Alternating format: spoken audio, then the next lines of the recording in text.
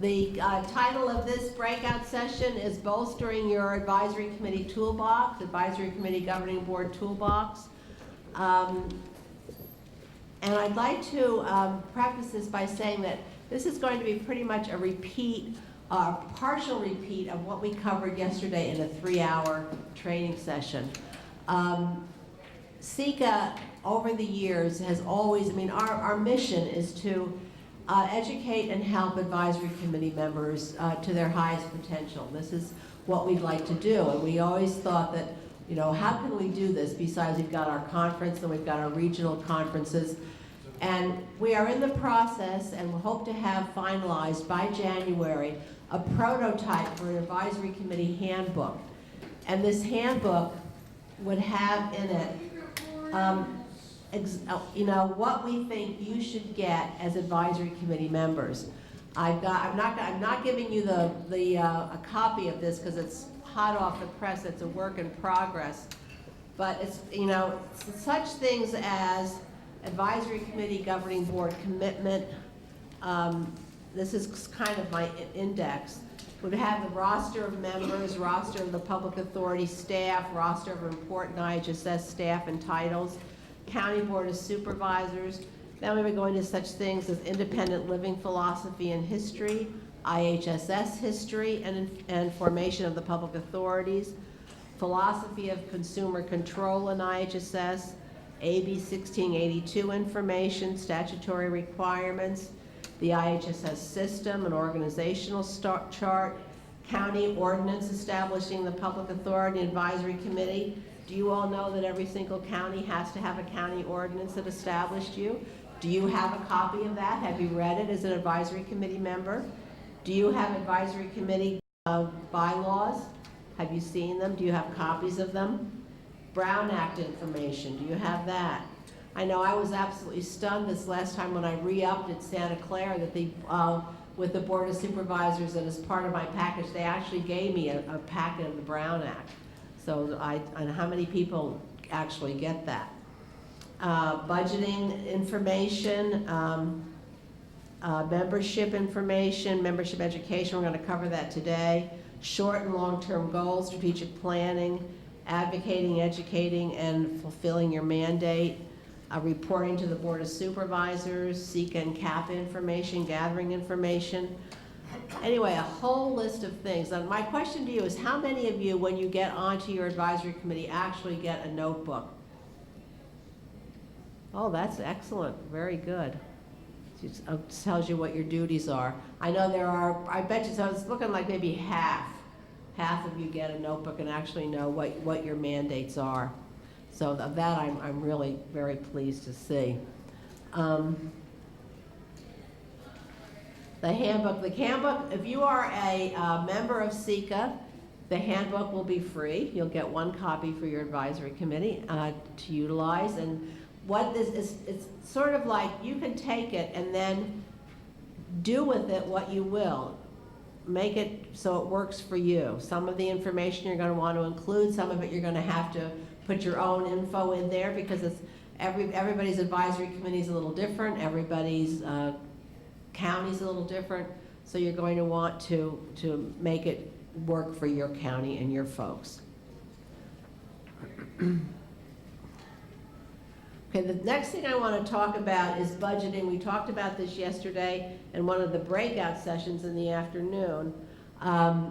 It's an ongoing issue, and in the,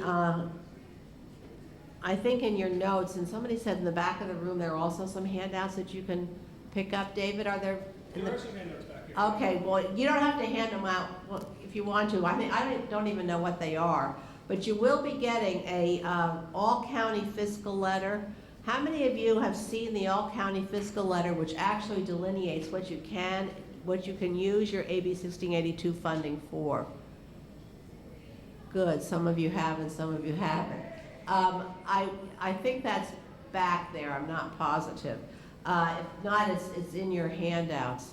But I think it's something that everybody should have. You should be looking at it, you should be very aware of it. We fought long and hard with CECA and with the advocates to make sure that this letter finally got written, because there was always so much difficulty with counties actually budgeting their funding. And the counties say, you can't do that, you can't do this, and there is still an issue. How many of you actually budget your own funds? Your own AB 1682 funds? Not many. Okay, you should be. You get about a little under $53,000 a year for your advisory committee. And there are certain things that the funding comes from the state. There's no county money in it, and there's no federal money in it. It's a drawdown process. You spend it, and then the county, it filters through the county, and the county goes and draws that money down once it's been spent. They repay you, in essence. It's for you to do your business, and it's so that you can be an effective advisory committee. This is the only, I bet you, commission or advisory committee in your county that actually is funded. So that's why we are so different than any other county board or commission, because we have a mandate from the state, and you're also funded from the state. So when the county tells you that, you know, you can't have that money, this letter is what tells you, yes, you can, and yes, you can fund it, and yes, you should budget it. Now, when you budget it, the budget many times, oft times, goes through the Board of Supervisors for approval. They have to see your budget. But I totally recommend that you do the budgeting. And that's not to say that you might have to sit in I think a lot of counties, when they budget their funding, here in Santa Clara County, we have a fiscal committee that actually sits, and I think a lot of, Joe, you probably do too, a subcommittee where you actually get together with the fiscal committee, you draw up your budget, looking at last year's budget, how you've spent your money, and then take it to your full committee, and then it goes to the Board of Supervisors. And lots of times, it's helpful to have somebody from the public authority in on that discussion, and maybe even somebody from the county in there on the discussion, because lots of times you can fill in the gaps with your funding where the county has had, or the public authority has had to decrease their funding, especially with the huge decrease that so many of our public authorities had to take last year. In Santa Clara County, our public authority used to fund all of the newsletters and any information that went out to the providers or consumers. The public authority was able to fund. But we had something like a 47% cut. Marin, yours was horrendous, I know. And so now we are funding the newsletter, partial newsletter mailings, and duplication of that newsletter out of our funds, and we were delighted to do that. So there should be some give and take discussion with folks to see how you can spend it. Just to tell you the honest to God truth, if there's not, you're going to be hard pressed to spend $53,000 on ADA compliance and on lunches or food or even coming to the conference. I mean, that's a lot of money. But it also gives you a huge opportunity to do your strategic planning meetings. We utilize it for off-site strategic planning meetings to actually go and take 2 full days to figure out where we're going. We do it every 2 years, long-term and short-term goals, and to review the old strategic plan and develop the new one. And we always have a facilitator that we pay that comes to those meetings. So that is a very appropriate expense for your budget. Have people come in. I mean, do you need somebody to come in and help you with presentations to your advisory board? Do you want somebody to come in and help you do a survey? That's another thing in Santa Clara we've done. We've used our money to do consumer and provider surveys in the county, and that's been a huge help for us. What's working with IHSS in your county and what isn't? Use your AB 1682 funding for that. We do that every 2 years with our funding. So there's a lot of creative ways you can use that funding. There are some examples. Santa Clara County's updated one is in there. I think we have one from Humboldt, an example of the way they budget their funds. If you ever have any questions on this, go to the SECA website and ask us. We are trying to get a lot of county budgets up there so that you have examples of how people have been budgeting their funding to help you out. If you have any problems with your county, let us know. We can, lots of times, John Stansberry, who isn't here right now, but he's a consultant with SECA and was with Marin, but he is very, very good at interceding for folks with their public authorities or with their county people to sort of grease the skids, if you will, to help you out getting this process going. And so we're there for you if you have any problems at all.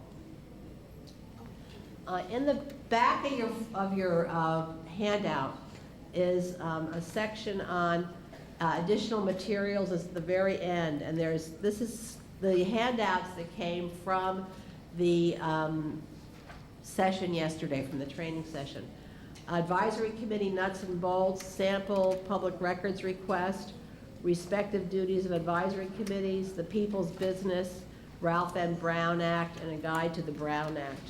I'm not going to go through all this, but you all know that the Brown Act, that because you're a public entity and you do the people's business, that you are governed under the Brown Act. You have to be open. That whole sunshine law is keep everything open and to the public. So there are a lot of issues. People keep saying you can't do that because of the Brown Act. You can't do this because of the Brown Act. Well, we want you to know that there's a lot of misconceptions. A lot of people don't understand it. It's here for you to, and there's also the guide to the Brown Act. I think it comes from the SCAN Foundation. That's very, very helpful too. I don't want to go through the whole thing because it would take way too much time. But it's here for you to read. Again, if you ever have any problems with this, SECA's here for you. Call us up, let us know. We'll get you in touch with somebody who's an expert on it that can help you out. Because if you're having trouble with your county or with somebody in the county that's saying you can't do this, you can't do that because of the Brown Act, you don't think they're right. The best way to counteract that is to get the real information and be, well informed. So we are here for you to make sure that that happens for you.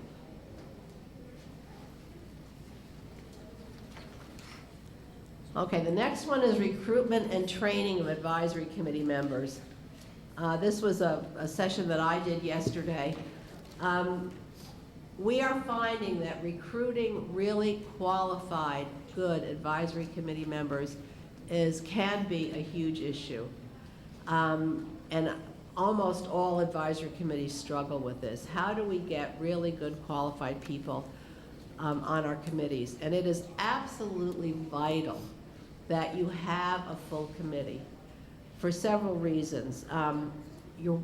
Most of us have 11-member committees on your advisories. There are some that have, I think, 7. Is anybody here that doesn't have 11 members in your bylaws? Okay, how many do you have? 7. And how many do you have? 5. You have 5. Is that in your bylaws, or is that just how many you have on your committee? Okay, but what do your bylaws say? I don't recall. Don't know, okay. Check it out, because it's what county are you in? Colusa County? Colusa? That, I don't know. Do you want to use the microphone, Janie? No, it's okay. All right. This is just sort of off the cuff. Colusa, I don't know. Your bylaws say 7? Okay, that's how many you have, okay. So it's important to know what your bylaws say, what the makeup of your advisory committee is. The state says you can have no more than 11. That's the state mandate on advisory committees.